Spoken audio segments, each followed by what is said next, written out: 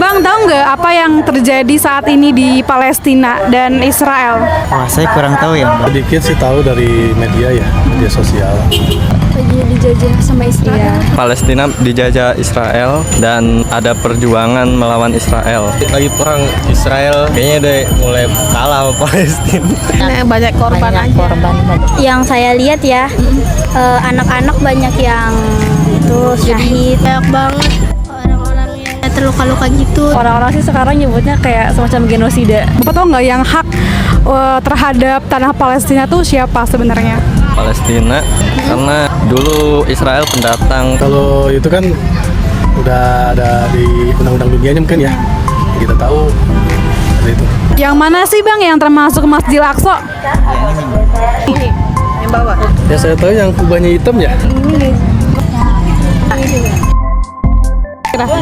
Kalau misalkan Ibu dengar Masjidil Aqsa, apa sih Bu kemuliaannya? Pokoknya itu ya, perjalanan Nabi ya. Iya, perjalanan Nabi ya. Apa yang bisa kita perbuat untuk Palestina saat ini? Pertama ada undang-undangnya dari PBB ya. Iya. Kita ikutin aja dari PBB. Mudah-mudahan dibantu dengan doa-doa kita, Tuhan Yang Maha Kuasa akan menentukan yang terbaik. Kalau sekarang doa aja sih, soalnya kan jalur kesana kan diblokir, jadi kita juga nggak bisa terlalu banyak buat bantuan. Seperti meramaikan berita-berita yang sudah diberikan serta membantu doa. Karena belum bisa bantu sana, jadi doa aja. Pertama berdoa, bisa menyumbang juga donasi sosial amal. Berdoa atau kalau misalnya ada kesempatan bisa ke sana. Pemboikotan yang produk-produk dari yang ngebantu Israel itu kita bisa ngurangin penggunaan produknya. Yang terjadi pada Palestina dan Israel itu bukan konflik semata loh.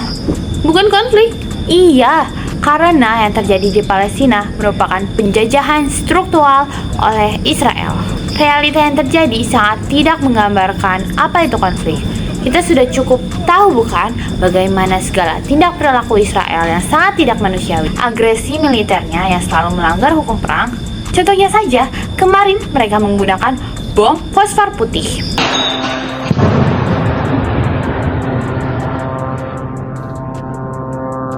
Si Zionis yang selalu berusaha membungkam kebenaran media mainstream dan mencoba menarik simpatisan dunia dengan dalih merekalah yang sebenarnya tersakiti. Namun, kenyataannya lah mereka pelaku penindasan selama 75 tahun kepada Palestina yang jelas-jelas itu merupakan tanah resmi milik Palestina. Zionis yang ingin menguasai tanah Palestina seutuhnya tidak segan-segan untuk merampas tanah dan properti, melakukan blokade, boikot ekonomi, pembatasan ibadah, dan sudah berapa banyak korban yang meninggal di Palestina. Lalu siapa yang berhak atas tanah Palestina? Ya tentu saja yang berhak menempati tanah tersebut adalah bangsa Palestina sendiri, terlepas dengan agama apapun yang mereka anut. Bukan justru para Zionis yang semaunya sendiri ingin mendirikan negara di atas tanah bangsa lain. Sejarahnya cukup jelas bahwa dari awal pemilik tanah tersebut tidak lain dan tidak bukan adalah bangsa Palestina. Namun adanya deklarasi Balfour pada 2 November 1917 seketika menambah pintu kebangkitan Zionis di tanah Palestina. Padahal saat membuat deklarasi itu, saat Perang Dunia itu, Inggris sebenarnya belum memiliki Palestina sepenuhnya karena Inggris baru menyatakan telah menaklukkan tanah Palestina pada tanggal 11 Desember 1917. Dan ternyata nih, dulu pada kepemimpinan Umar bin Khattab ketika beliau datang untuk menerima penyerahan kunci Masjidil Aqsa, pemimpin tertinggi umat Kristiani mengatakan bahwa Masjidil Aqsa adalah tanah wakaf untuk umat muslim. Masjidil Aqsa adalah sebuah komplek atau wilayah dari bangunan-bangunan agama, bukan nama masjid tertentu.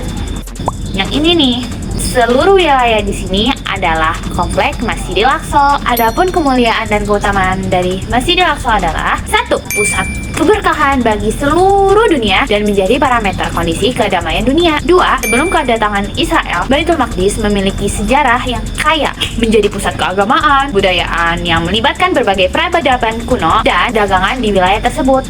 3. Baitul Maqdis merupakan pusat keagamaan dan budaya bagi 3 agama besar, Islam, Kristen, dan Yahudi. Dalam Islam, Baitul Maqdis merupakan tempat penting yang disebutkan dalam Al-Quran, juga menjadi kiblat pertama kaum muslimin dan gerbang bumi menuju langit. Dari sinilah Rasulullah melakukan perjalanan Mi'raj, jalanan malam Nabi Muhammad menuju surga. Dalam tradisi Kristen, Yerusalem yang merupakan lokasi dari Masjidil Aqsa adalah situs yang memiliki makna penting terkait dengan kehidupan, kematian, dan kebangkitan Yesus. Dan dalam agama Yahudi, Yerusalem dianggap sebagai tempat suci yang memiliki hubungan dengan sejarah bangsa Bani Israel kuno. Dan yang keempat, Baitul Maqdis juga menjadi saksi penting perang besar dunia, dan Baitul Maqdis sendiri menjadi pusat dari ketegangan politik dan agama pada saat itu. Menurut kamu nih, apa sih yang bisa kita lakukan untuk membela dan membantu Palestina? Kan kita memang tidak sampai ke Palestina sana, tapi usaha kita bisa Allah sampaikan untuk membela saudara-saudara kita di sana.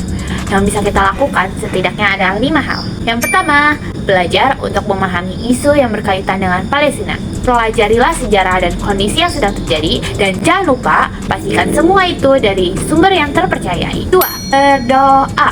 Agendakan doa-doa khusus untuk saudara kita ya. Yang ketiga adalah donasi. Dengan berdonasi akan mengikat jiwa kita dengan perjuangan perbebasan Palestina. Keempat, bersuara.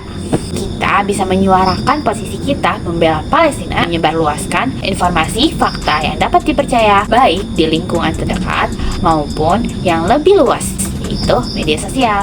Kelima adalah boykot produk-produk yang terindikasi memberikan bantuan kepada Zionis Israel, karena salah satu sumber dana mereka berasal dari produk-produk tersebut.